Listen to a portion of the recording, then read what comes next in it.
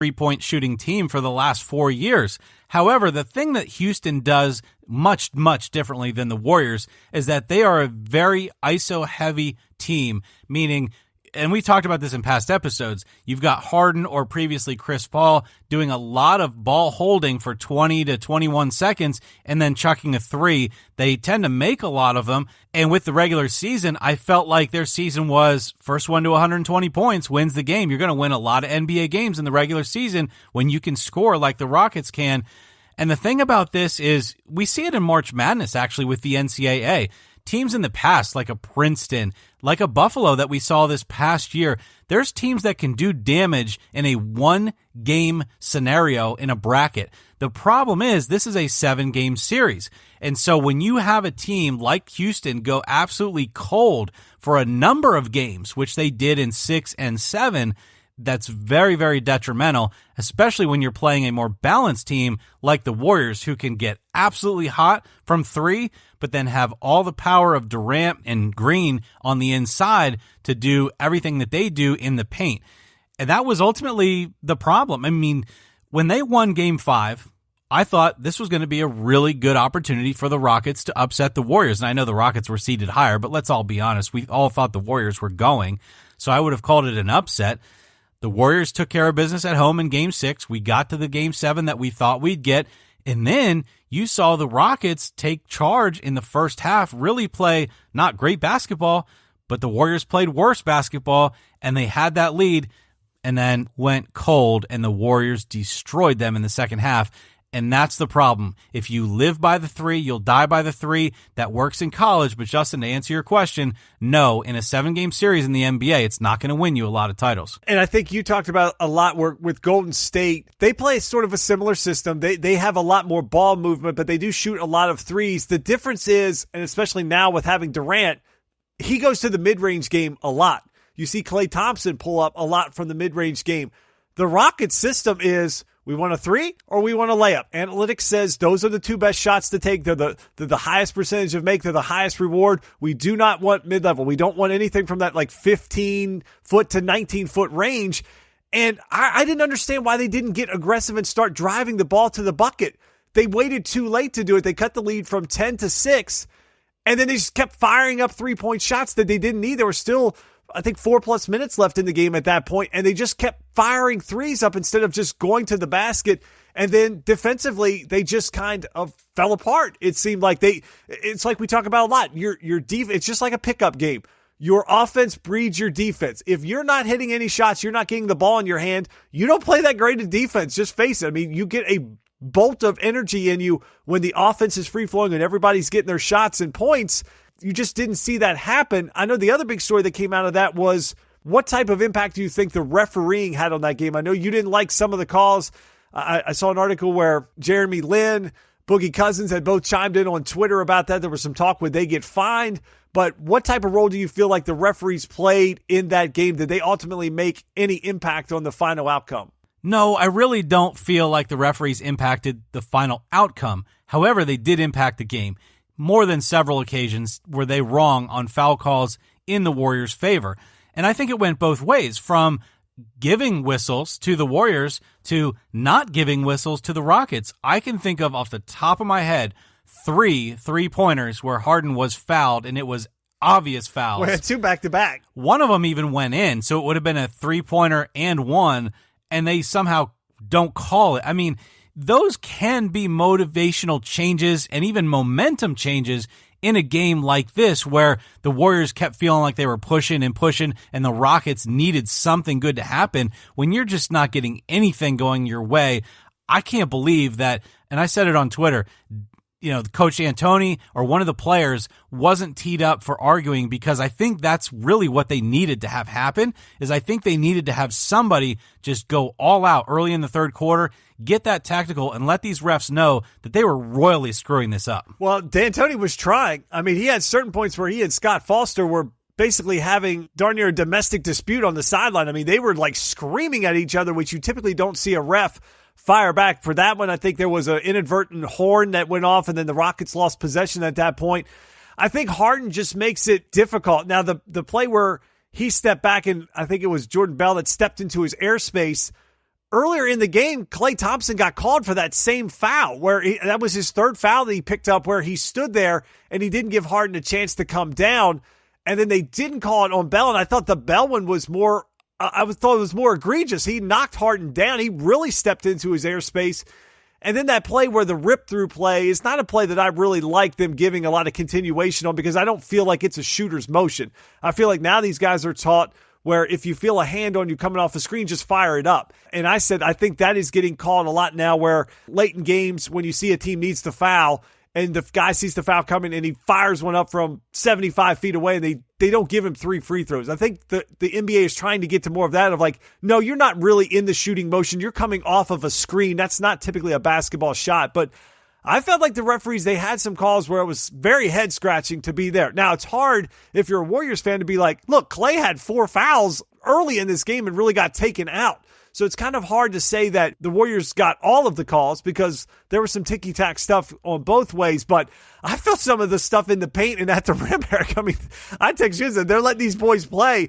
I mean, there was a play that just looked like a free-for-all. I mean, they killed, I think, Eric Gordon at one end. Steph comes up and basically gets tackled at half court by P.J. Tucker in a rugby play. And there's like 3 guys laying on the ground and there's nothing called. I mean, so from that standpoint, yeah, they let him play. It just felt like, God, they were very inconsistent. They really put themselves in a bad look. Well, I'll actually agree with that because I thought all throughout the playoffs, and especially in both the Eastern and Western Conference Finals, the refs let these guys play a lot. And to some degree, I liked that because one of the big arguments about today's basketball is that there's so many ticky-tack fouls, and that's why the era of the 80s and 90s was better, is because these guys would have to actually play defense and the offensive players had to deal with some heavy fouls. We saw some heavy fouls in these Eastern Conference, Western Conference Finals. No one can say that we didn't see a lot of action that wasn't called. But it just made me feel like the refs were on the Warriors' side last night, and I'm not one to really go down that road. I really hate the people don't get their way, and then it's always the refs' fault, and I hate excuses when a team loses. Let's just look at the facts. Let's look at the game and how we got there. But to me, yeah, you and I were texting about it because to me it did seem one-sided. Well, Eric, we could talk about the Warriors a little bit more in segment 2. I got a couple questions I want to throw at you there for some debate. I do have one last quick question for you. We saw some really good Western Conference point guards get knocked out who don't have a title. Who do you think ultimately wins a title first, James Harden or Russell Westbrook? At this point now, I would say Russell Westbrook. I really would. And I know that's tough because I think the Rockets have a better overall roster than the Thunder, but the Thunder aren't just going to sit tight with what they have. And I think Harden, I don't think he's the better player out of the two of them. And so, yeah, Houston had a great year. They got a lot done. A lot of it was from behind the arc. I think once defenses catch up to that, you take away the 3 ball, you see how that can be a big problem for them. Winning a title takes a lot. I mean, and we see that with all of these. How many times has LeBron been to the finals now? 9, and has only won 3. And so, you get to a point where winning a championship is a very, very hard thing to do. I think this was Harden's chance, to be honest with you. And so now that you back up another season, you go into 2018, 2019, at the end of the day, Russell Westbrook's still the better player out of the two of them, and I think they have the better system in Oklahoma City. I give them a better chance. I think I might go with C. I don't know if either one of them will ever win a title, and I think there's a lot that is going on. Chris Paul's going to be 33. I can't wait till we get into the offseason. Should the Rockets sign him? Are they going to sign him to a Supermax? Where does Paul George go? What does Melo do? There's a lot of questions that are going to come up about these two teams, and they're still in the Western Conference. So as long as the Warriors together, they're already going to have an uphill climb. And do either one of their styles really lend itself to be able to win a title? And then you have Boston sitting there, all that youth, going to get Kyrie back, going to get Hayward back, got a ton of potential draft picks coming that they could go out and either get some young guys packaged for someone else. I think they're going to have a tough road to hoe, Eric, over the next couple of years. I can't wait to get into the offseason once the finals are over. I love the draft and the free agency, how quickly it happens. It all happens really within about 10 days of themselves, where I think the June 21st or something is the draft, and then July 1st free agency starts. And it's going to shape a lot of these teams. This one's going to be crazy. It's going to get crazy, and teams are going to be setting themselves up for not only this year, but in 2019. all the picks the Celtics have? Do they make a big splash and go get someone, package some of these picks? They have so many high picks. A lot of good teams have a lot of decisions to make. Even Clint Capella, a guy like him, he's a free agent. There's going to be decisions that are going to have to be made. How does that fit in with the cap and the big albatross in the room? Where does LeBron ultimately end up going? But before we get there, Eric and I will break down the NBA Finals. Can this Cavaliers team pull off the impossible? They're a 12-point underdog going into Thursday night. Are the Warriors more vulnerable than they've been over the last couple of years with this new ISO style that they're playing? Who do we think is going to win it? And we'll finish it off with auto racing. Their big weekend is Memorial Day. We have some listener questions. We'll talk all that and more in segment 2.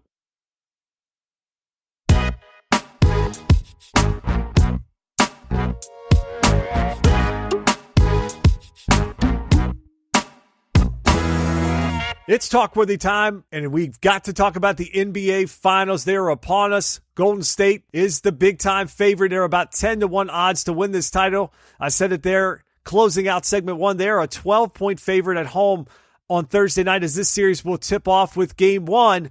But we didn't talk a lot about the Warriors in segment 1 because I wanted to save some stuff here for segment 2 to talk about, Eric. The Warriors got pushed to Game 7. Something we didn't think was going to happen. They looked like, by all accounts, from Game 1 that they could sweep or win in 5 that we thought, but they got pushed to 7. They got pushed around by the Rockets in this series. PJ Tucker specifically dominated the glass. Capella had a big game in Game 7. So, from your standpoint, I know you know it's an uphill climb for the Cavaliers, but did you see vulnerability in this Warriors team that lends you to think, you know what, maybe there is a chance for these Cavs? You still got to stop LeBron and get 4 wins versus him. I'd like to have confidence. I'd like to say, yes, LeBron has a chance. But Justin, come on, say it. We both know that say he doesn't. Say it. You know in your heart you believe it. I will be rooting every single minute of these games for LeBron James and for the Cavaliers to do this, but it's not going to happen. I think 4-1 is best case scenario. There's a couple of things to answer your question. First of all, Kevin Durant didn't have the best of series against the Rockets.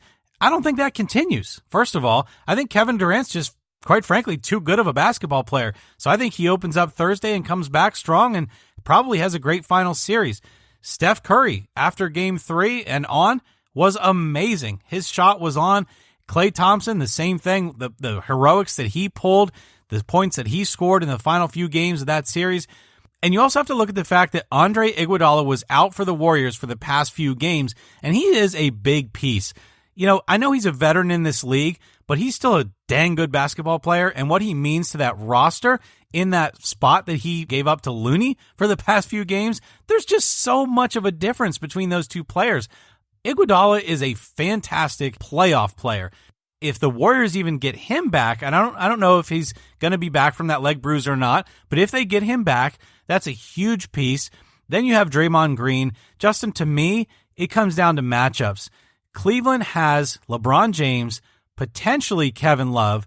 I got to give props to Jeff Green. What he did in that Game 7 was just as important as what LeBron did, because I think without Jeff Green, they still don't win that game. So all the credit in the world to Jeff Green.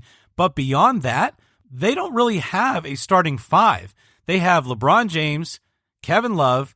Now I think, Jeff Green has probably solidified himself in there, but then the other 2 positions and then the bench roles, they just rotate and rotate and rotate. Steve Kerr is a very good coach now with championship experience, plus he was a darn good player. Now he's got a roster that's jam-packed with Kevin Durant the past couple of years. I just don't think the matchups are in favor of the Cavaliers in any way, shape, or form. Lou's going to try to, put a bunch of different combinations out there. I just don't think it's going to matter, Justin. To me, I don't see any physical way that this can happen. Do you even think that they can play Green and Love together? I think from a matchup standpoint, we talked about the Eastern Conference Finals where they were so much better from a plus-minus standpoint when Love was off the court. It just feels like there's no way they can match up where it's Love and Green and LeBron. You still have to figure out who's going to guard Klay and Steph, and then you're going to have Durant getting guarded by either Green or Love, which is going to be bad because I don't think they can put LeBron on KD because he's going to wear him out. Like, they need to figure out ways to get LeBron rest moments and find sort of the weakest link to have him guard. Maybe it's Draymond where he kind of facilitates and doesn't do a lot of movement. where I think KD could wear LeBron out as the series goes on. But that concerns me because I agree. I think Jeff Green is a